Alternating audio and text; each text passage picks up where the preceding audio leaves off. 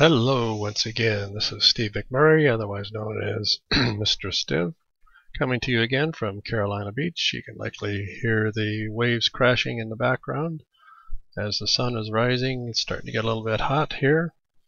And we're continuing on in our little excursion, our little exploration into how to climb the mountain of fear with a rope. Again, using that acronym ROPE, we've looked at R, which is recognizing fear, and we've looked at O, which is optimism. And we have discussed or thought about the need for not only recognizing why we want to pursue this trek over the mountain of fear, but also how we can find opportunity when things get difficult. Using optimism really encourages us to look for that opportunity to lead ourselves as well as others out of the difficulty, so we have an opportunity really to move forward and to teach others.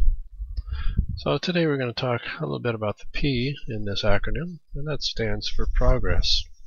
I've been using the illustration of climbing the mountain in Colorado. I did this several years ago, of course, when I was a little younger, quite a bit younger. But it was still a difficult climb, and I mentioned last time about having the friend who shared the load and provided an opportunity to for us to continue to move forward as a team. As you get higher in the mountain, the air gets, of course, a little bit thinner, and your body starts to do funny things if you're not used to that. Your breath gets shorter, your steps get heavier, your legs get very heavy, and sometimes it's very hard to move forward. Chef Katrina of Elite Marketing Pro I once heard her say that completing one task is massive action. And just as it holds true in climbing, it holds true in life. Sometimes all we can do is take one step at a time. And sometimes those steps are very difficult. Those who climb mountains much higher than what I was climbing know the difficulties of going into the rarefied mountain air. And sometimes they say that you need to take 4 breaths in one step. Imagine how long it would take just to go 100 yards. When you take a step, take 4 breaths, take a step, take 4 breaths. Sometimes moving forward in your endeavors and business is oftentimes like that. You just find it so difficult to move forward. There's so many things that seem to be against you, and it's getting so hard to breathe. It's frankly getting a little bit scary as you look at that fear, and all those reinforcing, limiting beliefs are coming at you, and you can barely move forward. So you have a choice to make. You can start heading back down the mountain, going back to where you were, or you can take a step forward. Take a step, 4 breaths. Take a step, 4 breaths.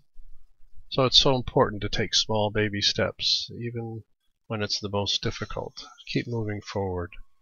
And as others have said, the only way that you can fail is by quitting. So if you know what it is you want to do, you know why it is you want to do this, you have really a passion to share some value with a specific group of people in this world.